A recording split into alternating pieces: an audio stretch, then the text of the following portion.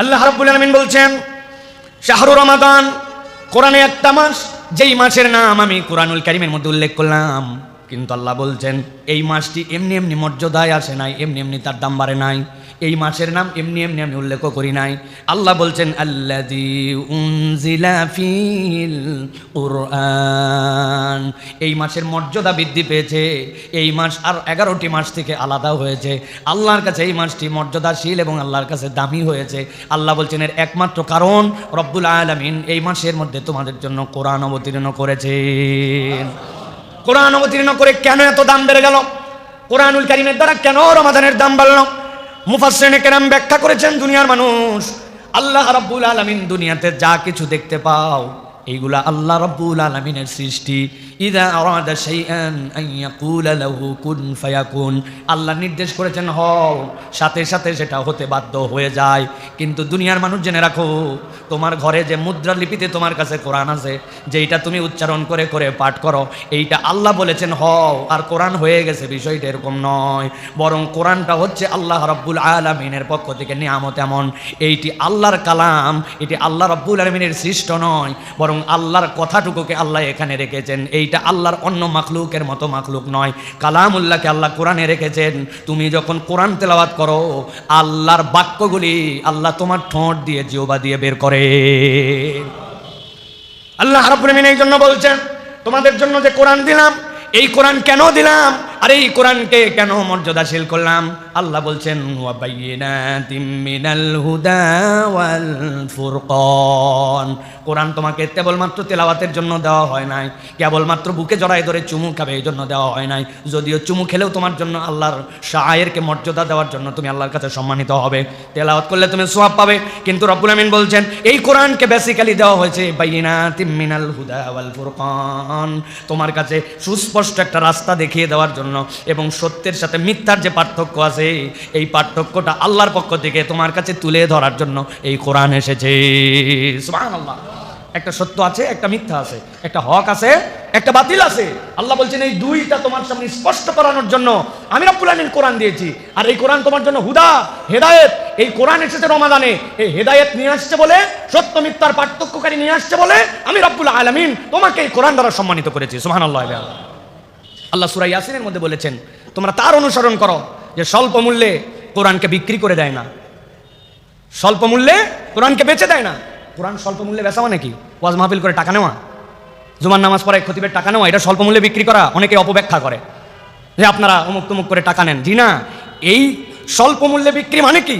আল্লাহ রাব্বুল আমিন নিজেই কোরআনুল কারীমের মধ্যে সেটার ব্যাখ্যা করেছেন। স্বল্প মূল্যে বিক্রি মানে তোমার কাছে যে বিধান স্পষ্ট, যেই হুকুম জানাই দেওয়া স্পষ্ট, তুমি এমন চতুর, সমাজের মধ্যে সেই হুকুমটা তুমি বলো না, তুমি বুঝো এইটা বললে সমাজে ঝামেলা হবে, তোমার জনপ্রিয়তা কমে যাবে, তোমার মর্যাদা সকলের কাছে থাকবে না, তুমি সব ক্ষেত্রে তখন তুমি সঠিকভাবে তোমার মতো করে যেরকম জীবনযাপন করতেছো ওই ফ্রিকোয়েন্সি অফ লাইফ তোমার জন্য, যে ফ্লুয়েন্সি অফ লাইফ তোমার জন্য থাকবে না। ওই কথা তিক্ত কথা, অতএব ওই কথা গোপন করে তুমি অন্য কথা বলো, এই জন্য তোমার কাছে এটা হচ্ছে কোরআন বিক্রির শামিল। আপনাকে বুঝাতে পারি নাই হয়তো আমি। বর্তমান সমাজে সমকামিতার বিপক্ষে কথা বলা এটা কি একটি স্বাভাবিক বিষয় না অস্বাভাবিক বিষয়? নামাজের কথা তুমি বলতেই পারি, ভাই ভালো পথে চলুন, মিথ্যা কথা বাদ দিন, ভাই ভাইয়ের সাথে সম্পর্ক উন্নয়ন করুন, এই কথা বলা যায়। কিন্তু পর্দাটা আপনি ভালো ঠিকঠাক মতো পালন করেন, এই কথা বললে মসজিদের সভাপতি সাহেব খেপে যায় যে আমার বইয়ের কথা বললো কিনা। যদি ওই সুদটা বন্ধ করেন, অনেক সুদের কারবার করেন আপনি, তাহলে অনেক মুসল্লি চিন্তা করে হুজুরের সাথে মুসাফা করি, এই সুদের ওয়াজ করলো কেন? এটা একটা এক্সাম্পল বলতেছি। সমাজে যেই কথা ওই লোকের দ্বারা বললে কল্যাণ হবে, ওই কথা না বলে চুপ করে থাকে, আল্লাহ বলছেন এইটা হচ্ছে স্বল্প মূল্যে কোরআন বিক্রি করা। আপনি কোরআনুল কারীমকে বক্তব্য দিয়ে, আপনি কোরআনে আলোচনা করে যদি বলেন যে হুজুর টাকা নিছে, হুজুর কোরআনের কয় টাকা নিছে ভাই? 5 লাখ টাকাতে কোরআনের একটা অক্ষরের মূল্যায়ন হবে, তা আপনি তো দিতে পারেন নাই ভাই, এটা পুরো দুনিয়া দিয়ে দিলেও তো হবে না। তার মানে কোরআনুল কারীমের বিক্রি মানে এইটা না। কোরআনুল কারীমের বিক্রি জেনে বুঝে সত্যকে গোপন করা, যেই কথা বললে এফেক্ট হবে, যেটা নবীওয়ালা কাজ ছিল। নবী করিম সাল্লাল্লাহু আলাইহি ওয়াসাল্লামের কোনো ঝামেলা ছিল? তার থেকে বেশি সুন্দর চরিত্রের মানুষ দুনিয়াতে ছিল। নবী করিম সাল্লাল্লাহু আলাইহি ওয়াসাল্লাম একটু ব্যালেন্স করে চললেই তো সবগুলা তার পিছে দৌড়াতো। তারে তো সূর্য চন্দ্র দিতে চাইছে, সেরা সুন্দরী দিতে চাইছে, মক্কার প্রেসিডেন্ট বানায় দিতে চাইছে, কিন্তু উনি কি রাজি হয়েছে? না। উনি বলছেন এই সমাজের টেন্ড আমার দরকার নাই, হকটা আল্লাহর কাছ থেকে বলতে হবে। আল্লাহ বলছেন এই হকের বার্তা নিয়ে আসছে কোরআন, ওইটা আসছে রমাদানে, এই জন্য রমাদানের মর্যাদা বেড়েছে। রমাদান এমনি এমনি হয় নাই। এখন আমি সব নিতে রাজি, শুধু ওষুধ খেতে রাজি নাই, ঠিক না ভাই? রমাদান কত বরকতময় মাস, কত মর্যাদার মাস। সুবহানাল্লাহ, আপনি সুবহানাল্লাহ বলে ফাটাই ফেলতেছেন, কিন্তু আল্লাহ রাব্বুল আলামিন যে হারাম করেছেন সেখান থেকে আপনি সরেন না, যা হালাল করেছেন ওইটা আপনি নেন না। আপনি ঔষধহীন রমাদান আপনি পালন করতেছেন। এই জন্য এরকম রমাদান 50 কেন 100টা পার হলেও কেরিয়ারে আমাদের কোনো পরিবর্তন হয় না, আগেও যা পরেও তা। সমাজে এরকম রোজাদার আছে না ঘুষ খায় আছে না? রমাদানে এরকম রোজাদার আছে না ফ্রি মিক্সিং করে ঘুরে বেড়ায়? রমাদানে এরকম রোজাদার আছে না যারা রোজা রাখে আবার ইফতার পার্টির সময় ফ্রি মিক্সিং করে, একসাথে সবগুলা ঘোরাফেরা করে? রমাদানে এরকম রোজাদার আছে না যে বিবাহ বহির্ভূত সম্পর্ক চালায়, সাহারির সময় নিজে ওঠে, আবার যেই মহিলার সাথে কথা বলা হারাম ওই মহিলাকে ডেকে তুলে দেয়, এই জন্য রোজার সময় ফজরের সময় রোজা এরকম করে শুরু করে? আছে কিনা কথা বলেন? তার মানে আমি আমার রমাদানকে গ্রহণ করেছি প্রেসক্রিপশনের ঔষধ ছাড়া। আল্লাহ রাব্বুল আলামিন এবার টার্গেট নির্ধারণ করে দিচ্ছেন। আল্লাহ রাব্বুল আলামিন বলছেন, ফামান শাহিদা মিনকুমুশ শাহরা ফালইয়াসুম, আমি দায়িত্ব দিলাম তোমাদের কেউ যদি এই সিয়ামের মাস পেয়ে যাও অবশ্যই রোজা পালন করবে। আল্লাহ বলতেছেন, ইয়া আইয়ুহাল্লাযীনা আমানু কুতিবা আলাইকুমুস সিয়ামু কামা কুতিবা আলাল্লাযীনা মিন ক্বাবলিকুম লাআল্লাকুম তাত্তাকুন। ভেবো না এই সিয়াম কেবল তোমাদের জন্য ফরজ করা হয়েছে, অতীতের যত কম ছিল আদম আলাইহিস সালাম থেকে ঈসা আলাইহিস সালাম পর্যন্ত সকলের জন্য সিয়াম ফরজ ছিল। পুরা রমাদানে হয়তো ছিল না, কারোর জন্য মুহররমের সিয়াম ফরজ ছিল, কারোর জন্য জিলহজের সিয়াম ফরজ ছিল, কারোর জন্য হয়তোবা দেখা যাচ্ছে আল্লাহর পক্ষ থেকে আশুরার সিয়ামটা ফরজ ছিল। অতএব কোনো না কোনোভাবে সিয়াম ছিল, কিন্তু আল্লাহ বলছেন উম্মতে মুহাম্মাদের জন্য আমি স্পেশাল করলাম, পুরা কমপ্লিট একটা মাসের প্যাকেজ বানায় দিলাম।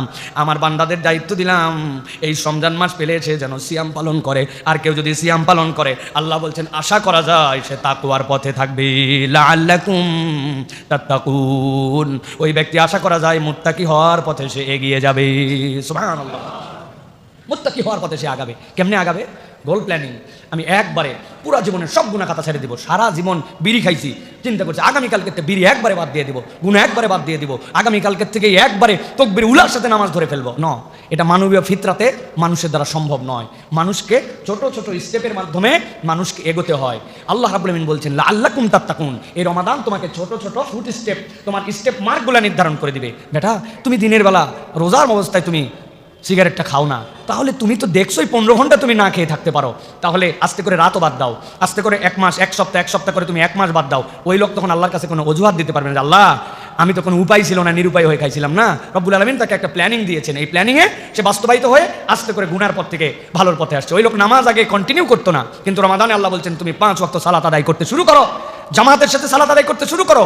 একটা বান্দা যদি 30 দিন সালাতে অভ্যস্ত হয় তাহলে সাবকনশাস মাইন্ডে মানুষ ওই কাজগুলিতে অভ্যস্ত হয়ে যাবে।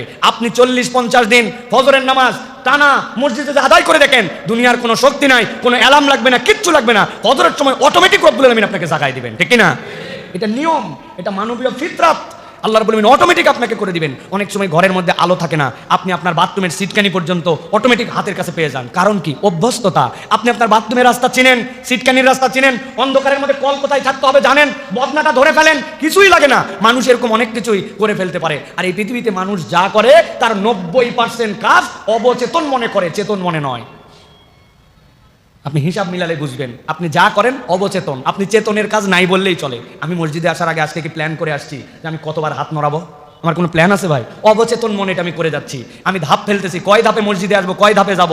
যদি হইতো তাহলে তো অবস্থা খারাপ। ডাক্তার যদি বলে দিত আপনার হার্টের অবস্থা খারাপ, প্রতি মিনিটে আপনি 20 বার করে নিঃশ্বাস নেবেন, ওই লোক তো 10 মিনিটের মধ্যে শেষ। ও 1 2 3 4 5 6 7 8 9 এরকম করে যদি হিসাব করার নিঃশ্বাস ফেলা লাগতো তো 10 মিনিটের মধ্যেও শেষ, ওর ক্যারিয়ার বরবাদ। আমরা আমাদের জীবনে যা করি ম্যাক্সিমাম কাজ আমরা অবচেতন মনে করি। আল্লাহ বলছেন লাআল্লাকুম তাত্তাকুন, আমি তোমার লাইফ স্টাইলেই আমি তাকওয়াকে ঢুকাই দিতে চাই। ওইটা এমনি এমনি আসবে না। রমাদানের প্র্যাকটিসে ও জামাতবদ্ধ নামাজ আদায় করছে, রমাদানের প্র্যাকটিসে মিথ্যা ছেড়েছে, রমাদানের প্র্যাকটিসে ঝগড়াবাদ দিছে, রমাদানের প্র্যাকটিসে চোখের গুনাবাদ দিছে, রমাদানের প্র্যাকটিসে ও দান খয়রাতের অভ্যস্ত হয়েছে। আল্লাহ বলছেন এরপরে ফকির আসলে তখন মুখ দিয়ে বলতে মন যাবে না মাফ করো, তখন পকেটে অটোমেটিক হাত চলে যাবে। আল্লাহ বলছেন এই ট্রেনিং এর জন্য আমি রমাদান মাস দিয়েছি। সুবহানাল্লাহ। প্রিয় ভাইরা, আমি অনেক সময় বলি আমরা অনেকে বাইক চালাই, অনেকে গাড়ি চালায়। আমার গাড়িটা যখন 3000 কিলোমিটার চলে, 3500 কিলোমিটার চলে, তখন আমাকে বলে দিচ্ছে গ্যারেজওয়ালারা যে ভাই গাড়িটা কিন্তু 3500 হলে আবার আমাদের গ্যারেজে নিয়ে আইসেন, এর বেশি চালালে আপনার জন্য মোবাইল টোবেলগুলো বেশি হয়ে যায়, তো আপনার জন্য কিন্তু গাড়িটার ইঞ্জিনে ক্ষতি হতে পারে। আমি তো 3200 কিলোমিটার বেশি গাড়ি চালাই না, চিন্তা করছে 3500 তো আমার দামি ইঞ্জিন যদি ক্ষতি হয়ে যায়, আমার গাড়ির যদি ক্ষতি, ভাই 300 কিলোমিটার কম চলা, নিয়ে চলে গেলাম।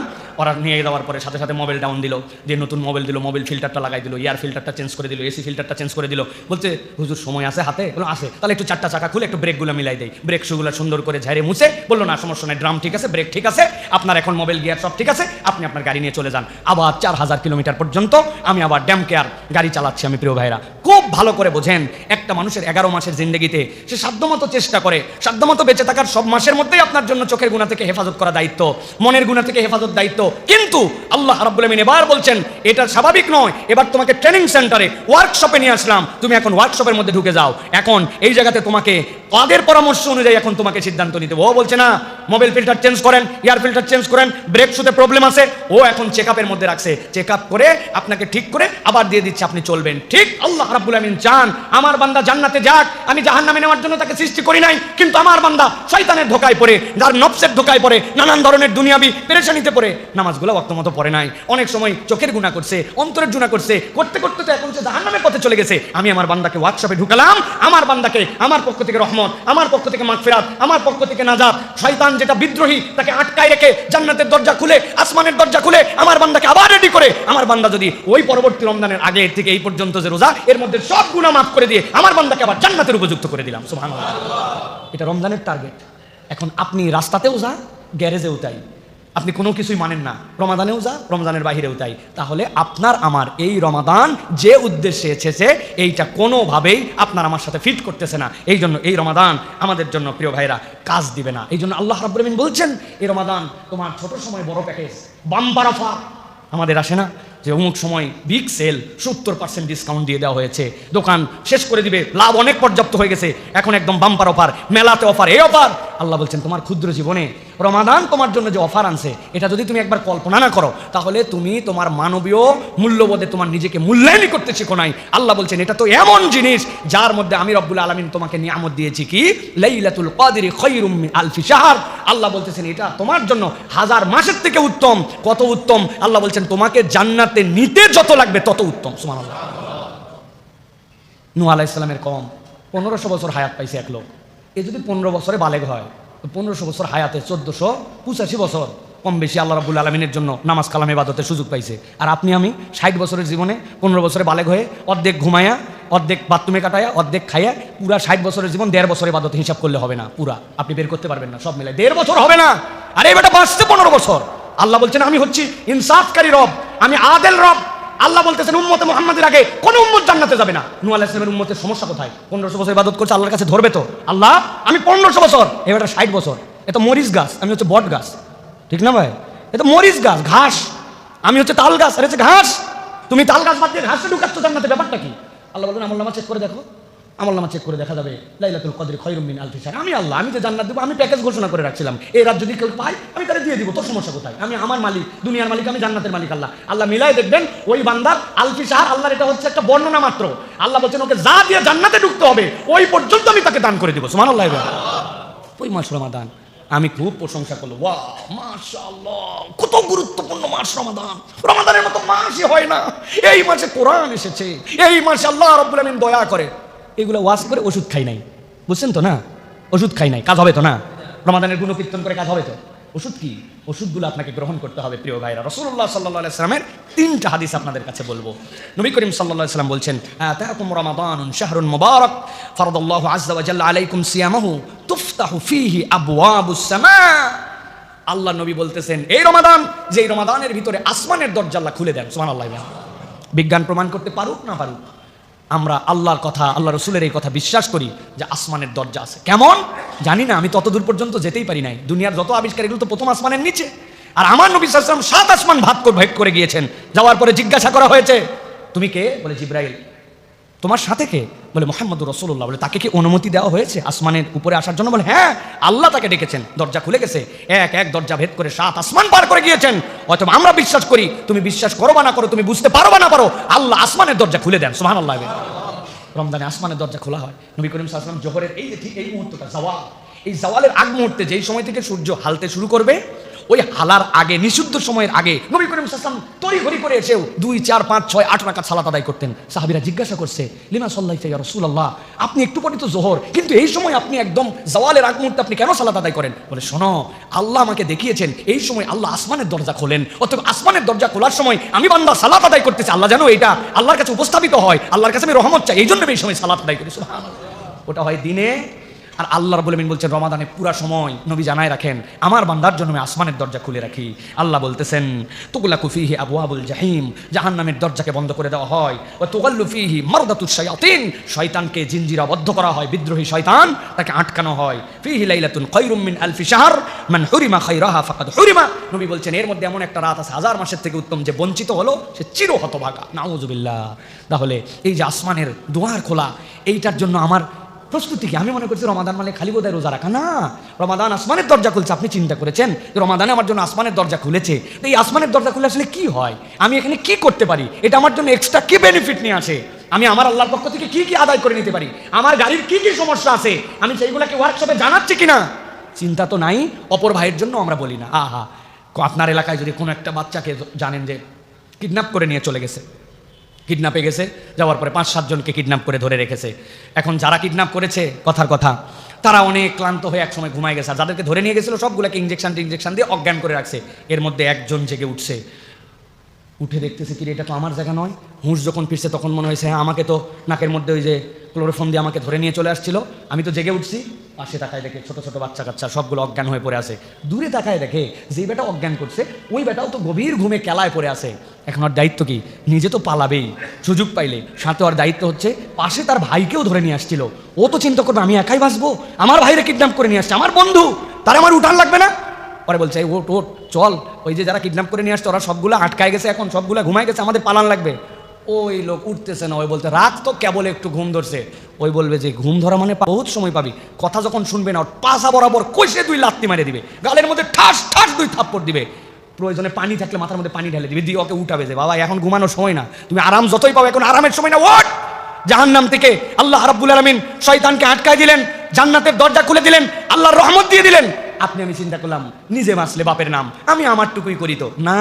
আল্লাহ আপনার বোধের জায়গা যদি জাগ্রত করেন তাহলে আপনার আরেক ভাইকে জাগ্রত করতে হবে, আরেক ভাইকে নসিহত করতে হবে, আপনার পরিবারের মধ্যে এটার বার্তা ছড়াই দিতে হবে। না বউ, অনেকদিন তুমি বেপরদা চলেছো, তুমি আর বেপরদা আমার বাড়ির থেকে ঘুরতে পারো না।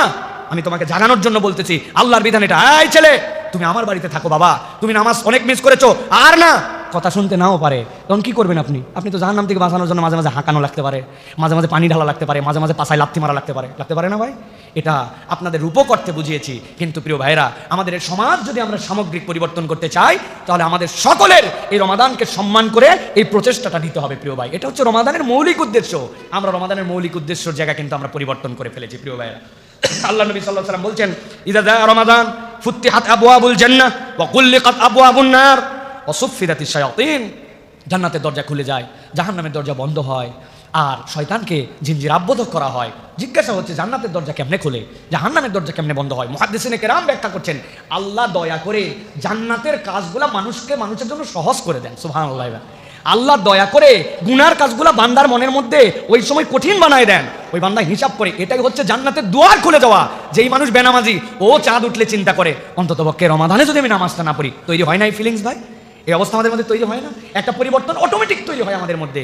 আল্লাহ বলতেছেন এটা তোমার জন্য একটা পজিটিভ, আল্লাহর পক্ষ থেকে তোমার পক্ষ থেকে সুযোগ দেওয়া হয়। কিন্তু আমরা এমন হতভাগা, আমরা এমন দুর্ভাগা যে আমরা এইগুলার মূল্যায়ন করি না। আগে রমাদানে তবে একটু উৎসাহ উদ্দীপনা ছিল, এখন উৎসাহ উদ্দীপনাও আমাদের মধ্যে থেকে হারায় যাচ্ছে, ঠিক না ভাই? রমাদান আসতেছে, রমাদান গ্রহণ করতে হবে। আমি যদি জিজ্ঞাসা করি হিজরি সাল কত এবার ভাই বলেন তো, বলেন না কততম রমজান রাখতেছেন? 2025-এর রমাদান না? হ্যাঁ, আমাদের কি অবস্থা চিন্তা করেন। আপনার সন্তানকে যদি জিজ্ঞাসা করেন রমাদানের আগের মাস কি বাপ, পরের মাস কি, বলে রমাদানের আগের মাস জানুয়ারি, ফেব্রুয়ারি, আর রমাদানের পরের মাস এপ্রিল না মার্চ। এটা কি রমাদানের আগের পরের মাস? না, রমাদানের এই যে আমাদের মধ্যে থেকে ধর্মীয় চেতনাগুলা নামতে নামতে নামতে আমরা যে কোথায় যে ঠেকায় গেছি প্রিয় ভাইরা। এই জন্য অন্তত পরিবারে একটু উৎসাহ দেন, বাচ্চা কাচ্চাকে একটু জাগরুক করেন। আমি তো আমার বাচ্চাদের জন্য সবসময় বলি, ওদের প্রস্তুতি শুরু হয়ে গেছে রমাদানের, তারা সুন্দর করে প্ল্যাকার্ড লিখছে।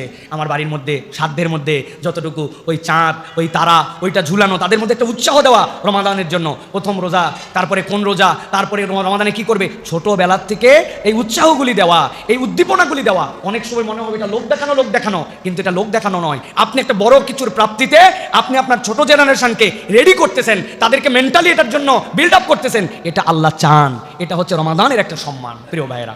আরেকটা হাদিসের কথা আমরা শুনি প্রিয় ভাইয়েরা, চলেন যে হাদিস দ্বারা আমরা বোঝার চেষ্টা করব যে সিয়ামের আসল কাজ কি আর তাকওয়ার আসল জায়গাটা কোথায়, তাকওয়ার আসল জায়গা কোথায় আর সিয়ামের আসল কাজ কি প্রিয় ভাইয়েরা। ভালো করে একটা জিনিস হৃদয় থেকে অনুভব করার জন্য চেষ্টা করেন। কি সেইটি? দুনিয়ায় যত আমল আপনি করেন, ভালো করে কথাটা শুনেন, দুনিয়ায় যত আমল আপনি করেন সব আমল মানুষ দেখতে পারে, কারেকশন দিতে পারে। একজন সালাদ আদায় করতেছে, আপনি দেখতেন সালাদ আদায় করছে, ওই লোকটা এক সপ্তাহ মসজিদে আসে নাই, আপনি বুঝছেন ওই লোকটা আসে নাই, তাহলে নামাজ পড়া নামাজ না পড়া দেখা যায়। জাকাত, এই লোকের যে সম্পদ আছে হিসাবে জাকাত দেওয়ার কথা, কেউ না কেউ কারেকশন, আপনার ম্যানেজার হলেও বের করে ফেলতে পারবে উনি ঠিকঠাক মতো হয়তো জাকাত দেয় নাই। হজ আপনি করেছেন কি করেন নাই এটা তো সকলের সামনেই দেখা যায়। তার মানে দুনিয়াতে যতগুলি ইবাদত, এই ইবাদতগুলি দেখা যায়, এই ইবাদতগুলির একটা বাহ্যিক রূপ আছে, একমাত্র ইবাদত যেটা সিয়াম, যেটা বাহির থেকে আপনি আসেন কি না আসেন কেউ এটা দেখতেও পারে না, বলতেও পারে না। একজন বেরাজদার যদি আপনার এখানে এসে বলে আমি রোজা আছি, আপনি কি দিয়ে প্রমাণ করবেন যে রোজা নাই? আপনার তো কোনো প্রমাণ করার সুযোগ নাই। বাথরুমের ভিতরে যায় খাইছে, হোটেলে খাইছে, পরিবার জানে না, বাহিরে যায় খেয়ে নিছে, অথবা কোনোভাবে তার মধ্যে রোজা ত্যাগ করে ফেলছে, আপনি বলতে পারবেন না। তার মানে সিয়াম একমাত্র ইবাদত যেটা আপনার ব্যক্তির সাথে সম্পর্কিত আর আল্লাহর সাথে সম্পর্কিত। এই জন্য আল্লাহ রাব্বুল আলামিন বলেছেন আস-সাওমু লি ওয়া আনা আজজি বিহি, সিয়াম হচ্ছে কেবল আমার জন্য। দুনিয়ার সব ইবাদতের হিসাব করে আল্লাহ রাব্বুল আলামিন সওয়াব দিবেন, কিন্তু আল্লাহ সিয়ামের কি দিবেন আল্লাহ বলছেন সেটা বললাম না। আল্লাহ বলে রাখছেন সিয়াম আমার জন্য আর সায়েমের জন্য আমি আল্লাহই হচ্ছে রিওয়ার্ড। সুবহানাল্লাহ। আল্লাহ স্বয়ং ওই বান্দার জন্য, রোজাদারের জন্য আল্লাহর পক্ষ থেকে রিওয়ার্ড। আল্লাহ রাসূল সাল্লাল্লাহু আলাইহি ওয়াসাল্লাম বলছেন কুল্লু আমাল ইবনে আদম লাহু ইল্লা সিয়াম, প্রত্যেক আদমের বনি আদমের ইবাদত তার জন্য, শুধুমাত্র সিয়াম ছাড়া। ফাইন্নাহু লি ওয়া আনা আজজি বিহি, নিশ্চয় জেনে রাখো সিয়াম আমার জন্য, কেবল বান্দা কেবল আমার কাছেই ওটা উপস্থাপন করতে পারে, আর আমি আল্লাহ তাকে এই সিয়ামের জন্য রিওয়ার্ড দান করব। ওয়া সিয়ামু জান্নাহ, এরপরে নবীজি বলছেন জেনে রাখো তোমাদের জন্য সিয়াম হচ্ছে ঢাল স্বরূপ। ঢাল স্বরূপ, তোমাকে কেউ তীর মারতেছে, তোমার কাছে যদি ঢাল না থাকে তোমার বুকে লেগে যেতে পারে, কপালে লেগে যেতে পারে। নবীজি বলছেন সিয়াম ইমানদারদের জন্য ঢাল স্বরূপ। এখন কিসের থেকে সিয়াম আমাকে হেফাজত করে? কিসের জন্য আমার জন্য ঢাল? কোন ক্ষেত্রে সে আমাকে প্রতিরক্ষা করে? আল্লাহ রাসূল সাল্লাল্লাহু আলাইহি ওয়াসাল্লাম বলছেন ওয়া ইযা কানা ইয়াউমু সাওমি আহাদিকুম ফালা ইয়ারফুস ওয়ালা ইয়াসখাব, নবীজি বলছেন জেনে রাখো যদি তোমাদের মধ্যে থেকে কেউ সিয়াম পালন করে, আমি আল্লাহর পক্ষ থেকে জেনে বললাম দুইটা জিনিস থেকে যেন সে নিজেকে মুক্ত রাখে। একটা কি, সে যেন গুনাহ খাতা না করে, আর দুই নম্বর হচ্ছে সে যেন তার নিজেকে সামলায় নিয়ে চলে। গুনাহ খাতা মুক্ত সিয়াম তার লাগবে। আপনাকে এই সিয়াম আপনার গুনাহ খাতা মুক্ত হওয়ার ট্রেনিং আপনার জন্য উপস্থাপন করে।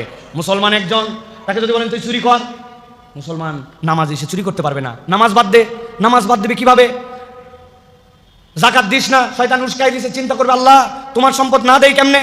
কিন্তু যেই মুসলমান নামাজ পড়ে, যেই মুসলমান হজ করে, যেই মুসলমান দুনিয়ার ভালো কাজ করে, দেখবেন ওই মুসলমানও এমন কতগুলা গুনাহ করে যেটাকে সে গুনাহই মনে করে না। মুখ দিয়ে এমন কথা ভরভরায় বলে যে এই কথাকে গুনার কথা, এটা তার টেনশনের মধ্যে নয়, চিন্তার মধ্যেও নাই। 10 বন্ধু মিলে বসছে, হেন কোনো কথা নাই তার মধ্যে বের হয় না, এমন কোনো গালি নাই তার মধ্যে আসে না, এমন কোনো ধরনের বাজে কথা নাই যেগুলো তার মধ্যে আটকায়। ওইগুলো বলে আবার সালাত আদায় করতে চলে আসে, ওইগুলো বলে আবার জাকাত দিয়ে দেয়, ওইগুলো বলে হজের সফর করে চলে আসে, কিন্তু তার আচরণও চেঞ্জ হয় না, তার মুখও চেঞ্জ হয় না। এই জন্য নামাজি, হাজি, এই মানুষগুলারও মুখের যে অপরাধ, মুখের যে গুনাহ, এইটা সে মুক্ত হতে পারে না। নবী করিম সাল্লাল্লাহু আলাইহি ওয়াসাল্লাম বলছেন ফা ইন সাব্বাহু আহাদুন আও কাতালাহু ফালইয়াকুল ইন্নী ইমরুউম সাইম, তাকে যদি কেউ এসে গালি দেয় অথবা তার সাথে কেউ যদি মারামারি করতে আছে, ঝগড়াঝাটি করতে আছে, সে যেন বলে দেয় আজকে আমি রোজা অবস্থায় আছি, আমি তোমার সাথে মুখ দিয়ে কথা বলে গালাগালি করতে পারবো না, ঝগড়াঝাটি করতে পারবো না, মারামারি করতে পারবো না, আমি সায়েম। আল্লাহ নবী বলছেন একমাত্র সিয়াম তোমার জন্য এই জুন্নাহ, তোমার জন্য এটা ঢাল।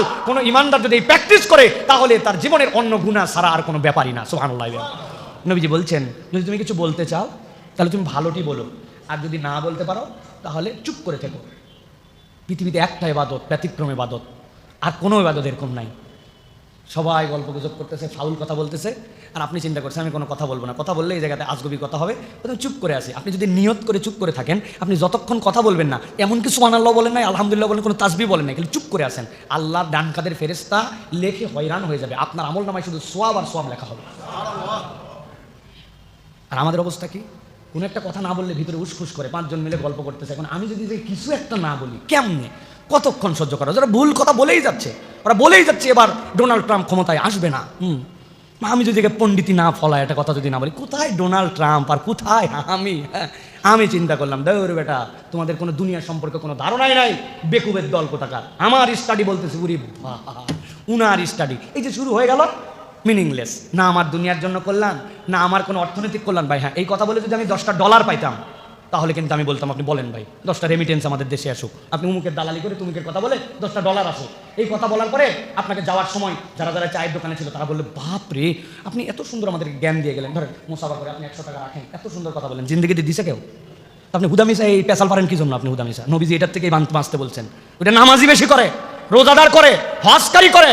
নবী করিম সাল্লাল্লাহু আলাইহি ওয়াসাল্লাম বলছেন, কথা বললে ভালোটা বলো, কল্যাণকর কথা, আর না বলে চুপ করে থাকো। তুমি যদি নিয়ত করে চুপ করে থাকো, আল্লাহ তোমার আমল নামায় সওয়াব দান করবেন। সুবহানাল্লাহ। এটা মনে রাখেন প্রিয় ভাইরা। লোকজন বলবে ভাব হয়ে গেছে, সুপি হয়ে গেছে, একবারে কোনো কথাই কয় না, আগে ভকর ভকর করে বাঁচতো না, এখন বিরাট বুজুর্গ আছে। বলুক ভাই, তার কথা ওই বলুক, তার আমল নামা সে নিয়ে চলুক, আমার আমল নামা আমারে নিয়ে যাওয়া লাগবে কি ভাই? ঠিক না? এই জন্য নবী করিম সাল্লাল্লাহু আলাইহি ওয়াসাল্লাম বলছেন, সিয়াম তোমাকে এটা শিখায়। ওয়াল্লাযী নাফসু মুহাম্মাদিন বিয়াদিহি লাখুলুফু ফামিস সাইমি আতইয়াবু ইনদাল্লাহি মিন রিহিল মিসকিল লিস-সাইম। আল্লাহ নবী বলছেন, আল্লাহর কাছে আমি কসম করে বলতেছি, মুহাম্মাদের প্রাণ যার হাতে, কোনো রোজাদার যদি বিশুদ্ধভাবে রোজা রাখে আর তার মুখের মধ্যে ওই পেটের ক্ষুধার কারণে এক ধরনের স্মেল আসে, ওটা দুর্গন্ধ না, ভুল বুঝেন না। আপনার দাঁতের মধ্যে গোস্ত আটকায় আছে, দাঁত মেসওয়াক করেন না, 5 ওয়াক্ত নামাজের আগে আপনার মেসওয়াকের সাথে সম্পর্ক নাই, ব্রাশ করেন না, খাওয়ার শেষে ব্রাশ করেন না, ওইটা আপনার মুখের দুর্গন্ধ।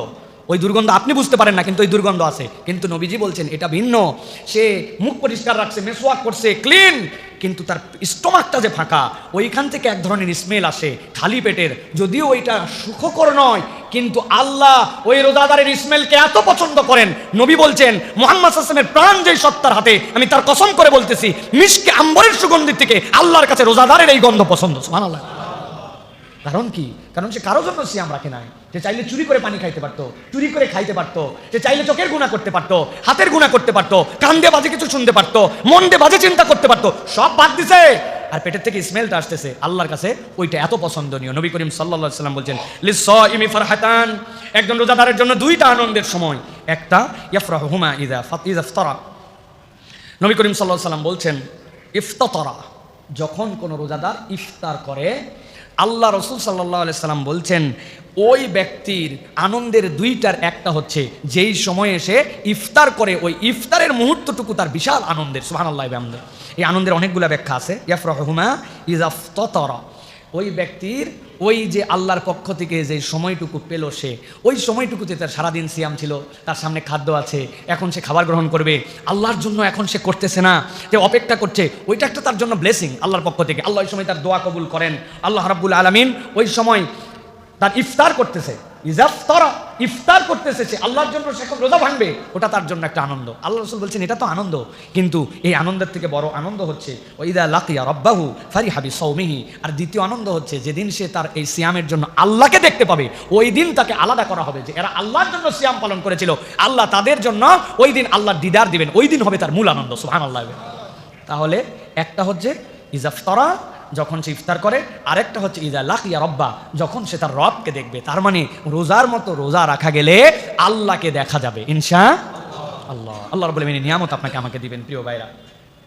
কিন্তু আবারও আমরা মূল কথায় আবার ফেরত আসি, সেটি হচ্ছে যে কোরআন ছাড়া আমাদের যদি সিয়াম হয়, তাহলে আমরা এইগুলো একটা নিয়ামতও আপনার জীবনে আমরা পাবো না। নবী করিম সাল্লাল্লাহু আলাইহি ওয়াসাল্লাম বলেছেন, আস-সিয়াম ওয়াল কুরআন ইয়াশফাআনি লিল আবদ ইকরাউল কুরআন ফাইন্নাহু ইয়াতি ইয়াউমাল কিয়ামাতি শাফিআন লি আসহাবিহি। আল্লাহ নবী বলছেন, রোজা, সিয়াম আর কোরআন কিয়ামতের দিনে বান্দার হয়ে আল্লাহর কাছে শাফাত করবে। সুবহানাল্লাহি ওয়া বিহামদিহি। আল্লাহ তাকে অনুমতি দিবেন যে তুমি শাফাত করো, ওই বান্দার পক্ষ হয়ে আল্লাহর কাছে শাফাত করবে। নবী করিম সাল্লাল্লাহু আলাইহি ওয়াসাল্লাম বলছেন, ইকরাউল কোরআন ফাইন্নাহু ইয়াতি ইয়াউমাল কিয়ামাতি শাফিআন লিসাহিবিহি। তোমরা কোরআন বেশি বেশি তেলাওয়াত করো, আল্লাহ রাব্বুল আলামিন ওই কোরআনুল কারীমকে কিয়ামতের দিনে তোমার সুপারিশকারী বানাবেন। সুবহানাল্লাহি ওয়া বিহামদিহি। অতএব প্রিয় ভাইরা, আমরা কোরআনুল কারীমহীন যদি রমাদান চালাই তাহলে এই সিয়ামের আমাদের কোনো মূল্য নাই। আমি বিরাট দায়িত্বশীল, এটা আমাদের একদম র্যান্ডম প্র্যাকটিস। এখন ব্যবসা, ব্যস্ততা, দুনিয়ার বুকে জানা, কত পণ্ডিতি, ভাব, বাড়িওয়ালা, অনেক কিছু, কিন্তু দেখবেন কোরআনুল কারীম পড়ে না, কোরআন পড়তেও পারে না। আছে এরকম লোক ভাই আমাদের মহল্লায়? বলেন তো আল্লাহর কাছে যে আপনি কি উত্তর দিবেন যদি রব্বুল আলামিন বলে তুমি সংসার বুঝলে, তুমি ব্যবসা বুঝলে, তুমি গার্মেন্টস বুঝলে, তুমি বায়ার বুঝলে, তুমি এক্সপোর্ট বুঝলে, তুমি তোমার মোষ কাটতে হবে, দাড়ি রাখতে হবে বুঝলে, তুমি খাবার বুঝলে, খাবারের স্বাদ বুঝলে, দুনিয়া ফাটাই ফেললে বুঝে তুমি, কিন্তু তোমার 50, 60, 70 বছরে তোমার কোরআন বোঝার সময় হলো না, তুমি কোরআনুল কারীম পড়তেও শিখলে না, তুমি দুনিয়ার সব করে ফেললে। আল্লাহর কাছে কি আমরা উপযুক্ত কোনো উত্তর দিতে পারবো ভাই? বলতে পারবো? আল্লাহ হাতে সময় ছিল না, অথচ 21 ঘন্টায় একজন মানুষ কোরআন শিখতে পারে। 21 দিন না, 21 দিন তো একটা বিরাট কথাবার্তা। আমরা মনে করি 21 দিন, কি 21 দিন? আপনি কিন্তু 21 দিনে 24 ঘন্টা লেগে থাকেন, প্রত্যেকদিন 1 ঘন্টা সময় দেন। আমি তো বলি 21 ঘন্টায় একজন মানুষ কোরআনুল কারীম শিখে ফেলতে পারে। 3 দিন লাগে বর্ণমালা পরিচয়, 3 দিন লাগে যুক্ত অক্ষর পরিচয়, 3 দিন লাগে হরকত চেনার জন্য, জবর, জের, পেশ, তাসদিদ, এইটার জন্য, আর 3 দিন লাগে যুক্ত অক্ষর মিলিয়ে মিলিয়ে পড়ার জন্য। বাকি 5 দিন প্র্যাকটিস করলে কোরআন শরীফ আপনি পড়তে পারবেন। পৃথিবীতে এর থেকে কুইকলি কোনো ভাষা শেখার কারো যোগ্যতাও নাই, ক্ষমতাও নাই। এত সহজ, মাত্র 29টা অক্ষর, কোনো মায়ের প্যাচ নাই, কিচ্ছু নাই, আপনি শিখে ফেলতে পারবেন প্রিয় ভাইরা। অথচ আপনার 50, 60, 70 বছর বয়সে আপনি শুধু কঠিন কঠিন বলে, ওই যে শয়তান আপনাকে টার্গেট দিয়ে রাখছে যে এইটা তো শিখে ফেললেই ওর পক্ষে সুপারিশ করবে, আল্লাহ লাগাই দিবে, জাহান্নামে নিয়ে যাচ্ছে, ফেরেশতার কাছে ঝগড়া দিবে, আমি ওরা কোরআন পড়াইছি, আল্লাহর কালাম ওর জবান দিয়ে বের হয়েছে, ওর মাথার মধ্যে চেক করে দেখো, ওর মেমোরির মধ্যেও আল্লাহর পক্ষ থেকে দেওয়া কোরআন আছে, ও হাত দিয়ে কোরআন মজিদ ধরছিল, ও চোখ দিয়ে ধরছিল, ওই কোরআন কান দিয়ে শুনছিল, তাহলে কান দিয়ে কোরআন শুনছে, আমি কানকে জাহান্নামে নিতে দিব না। ওর অন্তরের মধ্যে কোরআন আছে, ওই মস্তিষ্ককে নিতে দিব না। ও চোখ দিয়ে দেখছে, ওই চোখকে আমি নিতে দিব না। ও কোরআনকে মহব্বত করেছে, অন্তরে ভালোবেসেছে, জিহ্বাতে পড়েছে, ওইগুলোকে নিতে দিব না। আল্লাহ পাওয়ার দিয়ে দিবেন, আপনার পক্ষে কোরআন সুপারিশ করে জাহান্নাম থেকে আপনাকে বাঁচাবে। এখন শয়তান কি বসে আছে নাকি? শয়তান বসে আছে আপনার জন্য, বয়স হয়ে গেছে, মুরব্বী হয়েছিস, ও অল্প বয়সে ওগুলো শেখা সম্ভব, এখন সম্ভব না। এখন ভাই সা বলতে পারি না, জিম বলতে পারি না, মনে থাকে না ভাই, মনে থাকে না একবারে। ভাই আপনার কাছে একজন যে টাকা পাইতো শুনলাম, বলছে আর বলেন না ভাই, 19 বছর হলো। দারুসালামের ওই কোনায় তখন কিছুই ছিল না, একটা চায়ের দোকানে বসে কথা, সবুর ভাই পাশে ছিল, ও সবুর ভাই খালি ছিল না, আব্দুল গফফারও ছিল ওই জায়গায়, সবার সামনে আমি টাকা দিলাম, ভাই 19 বছর টাকা দিল না, উনার কিছু মনে থাকে না। এই জন্য আরবি বর্ণমালা 29 অক্ষর পারে না। 19 বছর আগে তার সাথে বসে কে কে পাশে ছিল, পাশে দিয়ে কোন কোম্পানির বাস যাচ্ছিল, সব মনে আছে। আল্লাহ বলবে তুমি ঘাউরামু করো, তুমি ঘাউরামু করো। আল্লাহ রাব্বুল আলামিন ওই ইয়াকে দান করাবেন, হযরতে এই যে সালমান ফার্সি রাদিয়াল্লাহু তাআলা আনহুকে। বাড়ি কোথায় সালমান? বলো। ইরানে। তোমার ভাষা কি ছিল? ফার্সি। বয়স কত ইসলাম গ্রহণ করার? 100+। এরপরে কি করছিলে? এত সুন্দর কোরআন পড়ছে যে ওমর রাদিয়াল্লাহু তাআলা পাশে বসে কোরআন শুনতো তার কাছে। তো উনি 100 বছর বয়সে ঈমান আনার পরে উনি কোরআন শিখে আরবের লোককে কোরআন শোনাতে পারছে। ফার্সি ভাষার লোক, উনি আরবির লোক ছিল না, ইরানে বাড়ি, আর তুমি বাঙালি, তুমি নানান কৌশলে কোরআন শেখো নাই। আল্লাহ বলবে এইগুলো একটারও মাটি যেন বাটাম ছোঁয় না, সবগুলো যেন পিঠ ফেটে যায়, একটাও বাটাম মাটিতে পড়বে না, সবগুলো পিঠে পড়বে আমাদের। যে সকল বুড়ারা এই সকল চালাকি করে, দুষ্টামি করে আপনারা কোরআন শিখতেছেন না, আপনাদের জন্য একটা লাস্ট মেসেজ। বেশি কথা বললে আপনাদের সাথে বেয়াদবি হবে, কারণ আপনারা সোজাভাবে সোজা হবেন না। আমার যদি সুযোগ থাকতো এই মহল্লার সব বুড়াদেরকে বাধ্যতামূলক হাতের মধ্যে হাত করা লাগায় মসজিদে বাইন্ধে ফেলাতাম একবারে। এত পরিমাণ মুরব্বীরা আজারা ঘোরে ওই কোনার মধ্যে বিনা কারণে, ওই যে কোনার মধ্যে যে ইয়ার দোকানটা আছে, ওই যে জুতা পালিশ করে, অযথায় দাঁড়ায় আছে জুতা পালিশ দেখতেছে। আমি একজন বললাম, চাচা আমি তো অনেকক্ষণ দেখলাম আপনি জুতা পালিশ করতেছেন, দাঁড়ায় থাকলে কষ্ট, আমি একটা টুল এনে দেয় বসো। বলছে না না বাবা, আমার তো কোনো জুতা টুতা দেয়নি। আমি বললাম কার কাছে আমি টুল অফার করলাম রে বাবা? আমি মুরব্বী দেখে মনে করছি একটা টুল দেই, উনি বসু। বলেন এমনি একটু দাঁড়ায় আছে দেখতেছে, হ্যাঁ ওনার কোনো কাম নাই। কিন্তু কোরআন যদি পড়তে বলেন, মসজিদে উদ্যোগ নেওয়া হবে, দেখবেন আর খুঁজে পাওয়া যাবে না, কাজের কোনো শেষ নাই। শরীরটা ভালো না, মাজাটা টান টান করতেছে, পেটটা গ্যাস, কেন যেন শরীরটা কয়দিন হলো খুব ম্যাজ বিছায় যাই, টিভির সামনে বসে রিমোট নিয়ে বুড়া চাঙ্গা হয়ে গেছে। আল্লাহর ওয়াস্তে আমরা একটু পরিবর্তন হই। কোরআন ছাড়া রমাদান মিনিংলেস। Please believe me. আপনি ডাক্তারকে সম্মান করেছেন, প্রেসক্রিপশনকে সম্মান করেছেন, আপনি ডাক্তারের পারফরমেন্স আপনি মুগ্ধ, কিন্তু আপনি মেডিসিন গ্রহণ করেন নাই। কোরআন হচ্ছে মেডিসিন। আল্লাহ এটাই বলছেন, শাহরু রমাদান আল্লাযী উনজিলা ফীহিল কুরআন হুদাল লিন্নাস ওয়া বাইয়িনাতিম মিনাল হুদা ওয়াল ফুরকান। আল্লাহ বলছেন এটা তোর জন্য হেদায়েত, সত্য মিথ্যার পার্থক্যকারী। অতএব আসুন আমরা এই রমাদানে কোরআন গ্রহণ করার জন্য চেষ্টা করি। রাজি আছি তো ইনশাআল্লাহ? রাজি আছি ইনশাআল্লাহ?